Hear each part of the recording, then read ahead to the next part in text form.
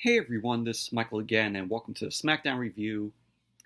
And Smackdown last night was from the Denny Samford Premier Center in Syaksa Falls, South Dakota. And after coming off a enjoyable good Raw, in my opinion, on Monday night, Smackdown last night, I thought it was a very meh show, in my opinion, and the end to the show was just what? Like a what the fuck? I'll get to that because that ending was fucking garbage. It was shit to SmackDown last night. But this whole entire SmackDown show was centered around, who attacked Roman. Daniel Bryan and Rowan did their own investigation as to who attacked Roman. But let's get on with the review. So, SmackDown opened up last night with Randy Orton coming out. Randy Orton gets on the mic, calls Kofi an idiot who ran away at SummerSlam, and he ends up calling Kofi stupid. And he was saying how that Kofi got RKO'd twice by him. Orton also talks about how he and the Revival broke Xavier's leg on Raw on Monday night. And he puts, the RKO over, saying, I RKO'd, them. And so that's what basically Randy Orton was doing. He was just putting down Kofi, calling Kofi stupid. And so the New Day's music ended up playing. They didn't come out. They didn't come out through, the entrance on the stage. So we see Kofi appears behind Randy Orton. Kofi ends up hitting the Trouble in Paradise to Orton. And he says, we're going to find out who the stupid one is today. And Kofi gets out of the ring, retrieves a chair. He gets a chair, comes back in the ring. He wraps a chair around Orton's leg. And he tells Orton, this is for Xavier Woods. And so we get Kofi going up to the second rope. Dash Wilder comes in, makes the save. He ends up getting drop kicked out of the ring by Kofi. Scott Dawson ends up following. Orton then runs away, and the Revival end up being laid out by Kofi. And that's basically how the segment ended. But I thought it was a decent opening to SmackDown. This is the Randy Orton that I like, this heel Randy Orton. And possibly going to get a faction, with this, Randy Orton and the Revival. It's possibly, it's like Legacy 2.0, as I stated in my Raw review.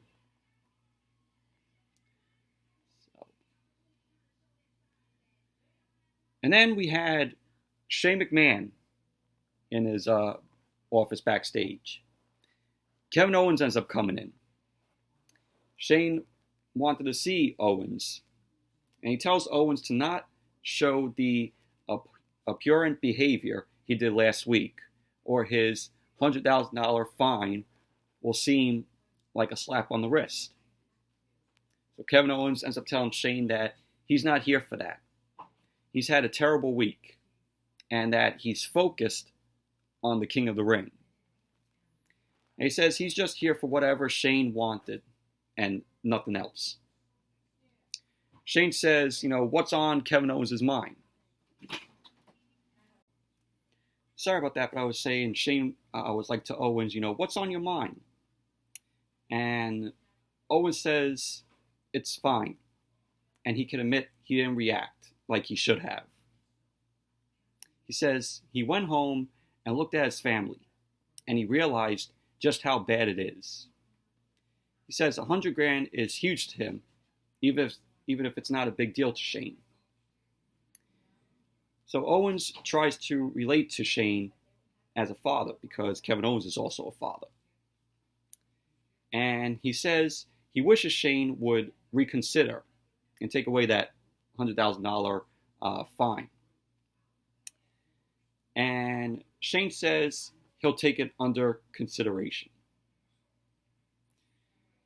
Yeah, so that was basically that. Then we had the King of the Ring first round match for SmackDown. The first was Andrade Cien Almas versus Apollo Crews. And this was a decent match. Zelina Vega, of course, was out there. And it was just back and forth between the both of them. Really decent wrestling here. The wrestling, was decent throughout the night. But you had at a point where Zelina Vega ended up injecting herself into the match, and Andrade came back with a back elbow to Apollo, and that led to Andrade hitting the hammerlock DDT to Apollo Crews. Pinfall. There you go. Andrade Cien Almas wins it. He goes on to the semifinals in the King of the Ring tournament. Just with help from Zelina Vega. But all in all, it was a decent match. Then we had Daniel Bryan and Rowan. They were walking this hooded person into a small room. I guess they did their they did their investigation, and they found who attacked Roman. So they ended up walking this person into a small room, and they sit him down. The person just had a black hood or towel over his big towel over his head. So Daniel Bryan says tonight the whole world is going to find out what he did. He says, he tells the guy, don't even think of moving from that chair, or he'll be very, very sorry. So the person was just, sitting there. Throughout the night, we saw just this person sitting there. They cut back to the person. And then we saw Elias walking backstage. He was playing his guitar, and he accosted a crew member. And the crew member turns out to be John Cone, who was the referee. He was in disguise. I guess for someone to pin Elias to be the new Jobber Ninja Turtle 24/7 champion. So Elias asks John Cone where he is, meaning Drake Maverick. So John Cone points at a road case to Elias, and Elias ends up opening the case, and it was revealed that Drake Maverick was hiding in there.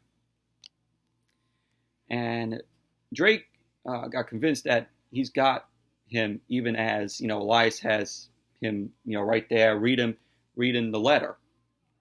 So Elias ends up telling Drake Maverick to read this letter, which came from Shane. So Drake ends up reading the letter, and the letter states that the 24/7 championship rules have been suspended tonight. So Elias can beat Kevin Owens in the first round of the King of the Ring tournament. So that letter was came from Shane McMahon. And so Elias then chokeslams Drake Maverick back into the case, and Elias walks off. Drake Maverick pops, his head out of the case, and he ends up saying that he just wants to consummate his marriage. That was that. Or more of this 24/7, bullshit. This fucking garbage. And then we move on to a moment of bliss, a moment of piss. So we had Nikki Cross and Alexa Bliss. They come out. They pose with their women's tag team titles. Alexa ends up talking about how humbled they are by their title reign. And they don't want us to think that being champions changes anything. They say, and their show will always be open to the less fortunate. But she goes on to say, tonight it's a little different because their guests asked to be on the show, A Moment of Piss. And that guest was none other than Charlotte Flair. So Charlotte came out, and she ends up saying that the King of the Ring throne is more her style. Because I guess, she didn't like, the chairs, out there for, a moment of bliss. So she ended up liking the King of the Ring throne more because, of course, she's the queen. And Alexa ends up talking about how Charlotte's victory over Trish Stratus could be seen as a passing of the torch. And Charlotte ends up disagreeing to that. She says that she took the torch outright. So Alexa asks Charlotte whether or not Bayley, as the SmackDown Women's Champion, is the real face of the SmackDown Women's division. And Charlotte says, people say a lot of things. Bayley might be the SmackDown Women's Champion, but she's the brand. She ends up saying, are you going to put Bayley and her side ponytail on the red carpet? And she goes, of course not. She ends up saying Bayley is an afterthought. And that's what the title is, an afterthought. So Bayley ended up coming out. Bayley ended up saying that she has had enough of the bragging and insults. She says to her, it just sounds like a bunch of excuses because she's the champion and she's better than Charlotte. And she says Charlotte knows that and it eats her up inside. So Charlotte asks if she knows how people feel about her and the title. And she says, don't take her word for it. She says, go back and see who everybody was talking about after SummerSlam. So she says Bayley's devalued the title, and now, she wants to restore the title and beat her for it at Clash of Champions. There you go. I knew this was going to happen. Called it. It's going to be Bayley versus Charlotte for the title. And Bayley says to Charlotte, if that's a challenge, she accepts. And she says she can't wait to do all these people a favor and finally shut Charlotte's mouth. And Bayley ends up going to walk away. She stops, and then she says, and one more thing. Sorry about that again, but as I was saying, Bayley came back. She stopped and she said, and one more thing. And then we saw her shove Charlotte off of the chair, which I thought that was really cool. But very meh segment, in my opinion. And of course, we're going to get Bayley versus Charlotte at Clash of Champions for the title. Get ready, guys. It's going to be Charlotte's 10th title win. Get ready. It's coming. So after that, we saw Buddy Murphy. He was getting ready backstage. Roman Reigns walks in. Roman ends up telling Buddy Murphy they can do it like they did a couple weeks ago, or they can have just a conversation. He said he wants to know who Buddy Murphy is lying to. So Buddy Murphy ends up telling Roman that he's pretty sure he saw Rowan. And Roman says he needs better. So Buddy Murphy complains about everybody sticking their nose into his business when he was only trying to help Roman. And Reigns says if he finds out Buddy Murphy is lying again, he's going to come back and whoop his ass. That's how that was that. Then we saw Buddy Murphy versus Daniel Bryan. And before the match got underway, Daniel Bryan got on the mic and he starts to call Buddy Murphy a liar. He says Buddy Murphy is not just a liar, but the worst kind.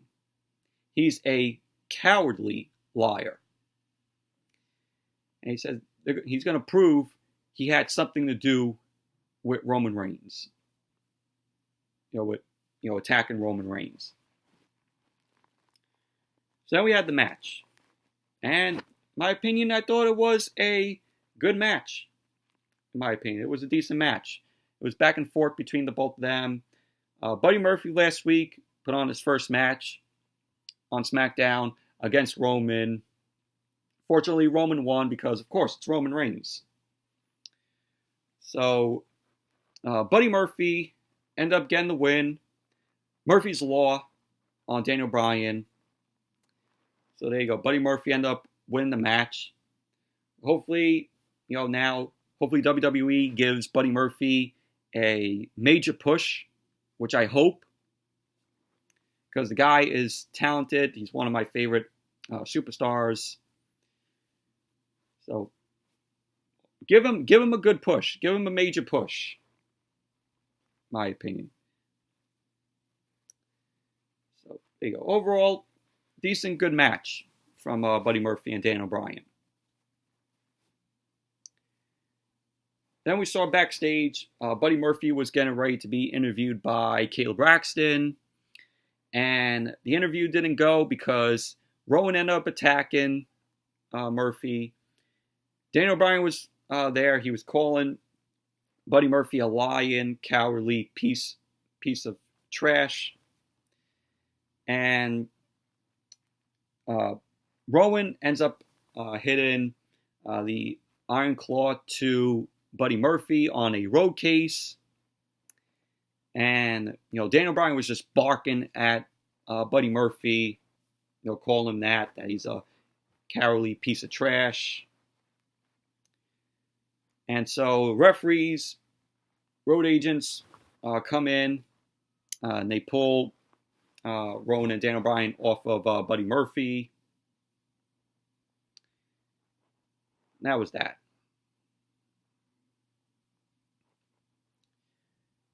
Then we saw the Revival. The Revival ended up coming to the ring. They had mics in their hand. They run the New Day down. They call the New Day cowards. And they say Big E is too scared to show his face. And they said, he's probably still at Raw, helping Xavier Woods get out of Minnesota. So they challenged New Day to a title match. So that's going to possibly be at Clash of Champions. Then we had the Revival versus Heavy Machinery. Well, finally, Heavy Machinery is being used. I can't remember the last time that that they were on TV. But Heavy Machinery, very fun tag team with Usos, Vic, Tucker Knight. Really, I'm a fan of them. And it was like a very fun match to me. with heavy machinery there. Not perfect, not great though, but the Revival got the win. Pin on Tucker Knight from Dash Wilder. So the Revival end up winning. But overall, fun match.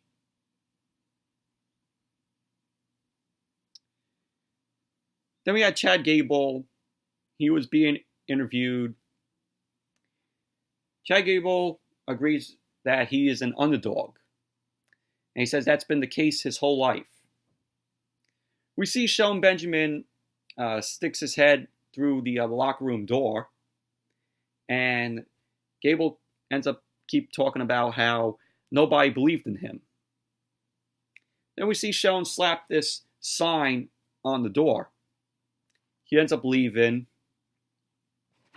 So Chad Gable turns around and it said on the sign, "You must be this tall to participate in the King of the Ring."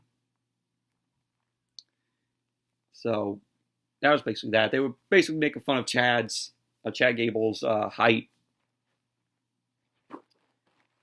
So Gable ends up running into the sign, and he heads into the locker room. So, but very meh, in my opinion. Then we have Miz TV. Miz just gets right into Miz TV. He says his guest tonight requested to be here, and that he's just as curious as we are as to why this guest requested to be there. So his guest is Sami Zayn. And Sami ends up saying that he wants to be honest. He doesn't care about The Miz or his show, but he needed TV time to get some things off his chest. And The Miz talks about, how Sami has been losing, and Sami fires back and says, "Oh, Miz is right." He says he's been losing for months now, and last night he added epiphany and he's realized why he loses. He says he's gotten caught up in the trap people like Miz get caught up in.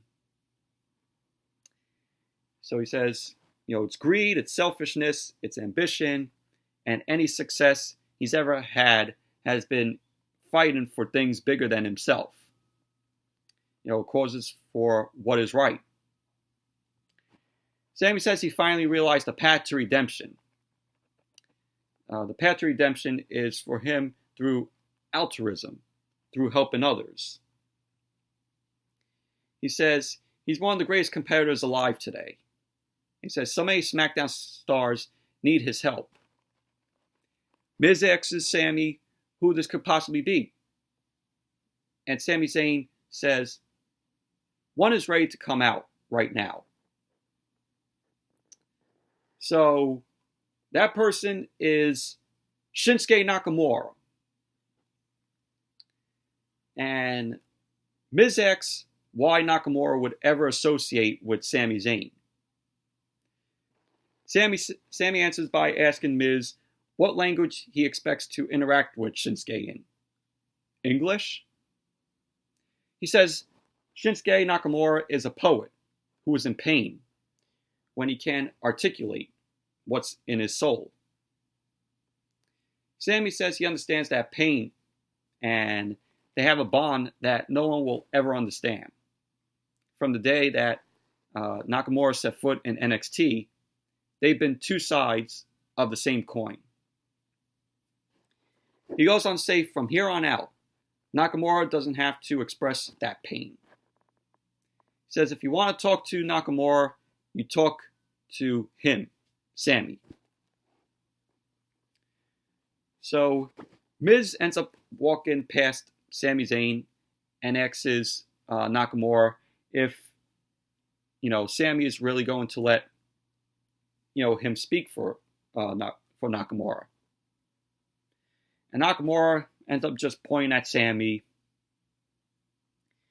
Sami says they'll express themselves in language that The Miz can understand. And so Nakamura ends up kicking his leg out from under him. Kinshasa to The Miz, to the back of Miz's head. And Sami eventually backs Nakamura off before, drawing The Miz up. He ends up picking up The Miz and putting Miz into his place. So Nakamura ends up hitting another Kinshasa to The Miz. And that's how basically the segment ended. But out of all this, they got Nakamura, who basically hasn't been on TV. So now they're using him in this, with Sami Zayn for now.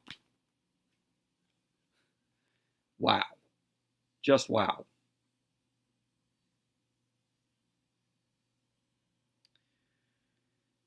So then we had Daniel Bryan and Rowan return to the room where the hooded person is.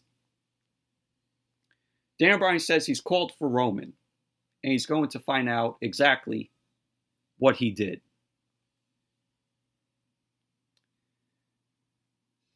Then we saw Shane McMahon. He was in his office. Kevin Owens ended up returning.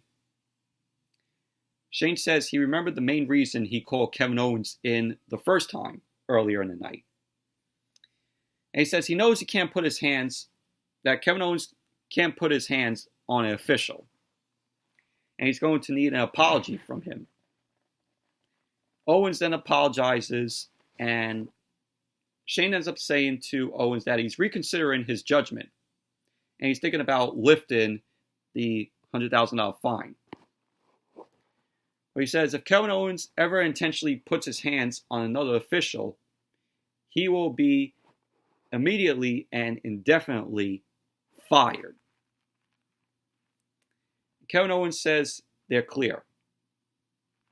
He offers Shane a handshake, and Shane says they're not quite there yet. So, the main event was Elias versus Kevin Owens, and right from there I knew something was going to be up with Shane there because, Elias with Shane McMahon. So, then we had the main event, which was the King of the Ring first round match. The second is Elias versus Kevin Owens, which, all in all, it was just meh, in my opinion. Kevin Owens, I have to say, is always decent here in his matches.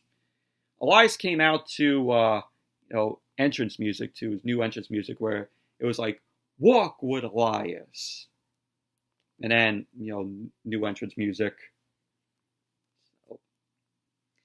Then during the match, Shane ended up coming out, made his way out, and Kevin Owens was like, "Why is Shane out here?" By the look on his face. So Shane ends up sitting down, just watching the match. And later on, Shane gets up, he gets in Kevin Owens' face, and he then takes his shirt off. Shane ends up taking his shirt off to reveal that he is the referee for this match. So the referee that was originally doing the match got out of the other ring, and Shane got in. He's now the referee.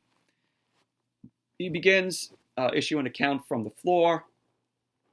Elias comes with the distraction, eats a super kick to the gut. Elias reverses the stunner, and Owens ends up having to stop short because Shane was there. And Elias gets the schoolboy pin. Shane gets a fast count for Elias. And there you go, right there. Elias wins with help from Shane. So now Elias moves on to the semifinals in the King of the Ring. Unbelievable. Unfucking believable. I can't believe this guy is going on to the semifinals in the King of the Ring. Trust me, he's not winning.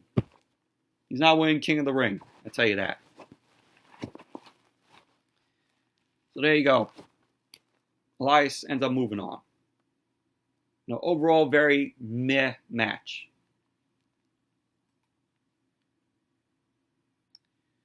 Then we saw Roman Reigns arise in the room with Daniel Bryan and that hooded person. Daniel Bryan says he's been trying to tell the whole world that Rowan is innocent. So he had to go to extreme lengths to exonerate Rowan. And he says he's found the man that nearly ended Roman's career. So Daniel Bryan pulls the hood off, and this is where I say this show was very meh, because it was such a shitty fucking ending. So Daniel Bryan pulls the hood off, and it's revealed that it's a guy that looks like Roman. Rowan, I mean. It's the same guy that looks like Rowan. Bald guy, red beard. I'm like, what? What the fuck is this shit? Out of everything WWE could do to make this storyline seem somewhat interesting, they do this shit. And after it was over, I'm like, oh my god. This was fucking garbage. The whole reveal was fucking garbage. It was shitty. It's just a guy that looks the same as Rowan. And that's how SmackDown ended. But what a fucking trash, shitty ending. Absolute fucking garbage. So, yes, anyways, that's it for the SmackDown review. Thank you all for watching. Hope you all enjoyed this review. And definitely give the video a thumbs up, comment, subscribe. And until the next video, I'll see you all later.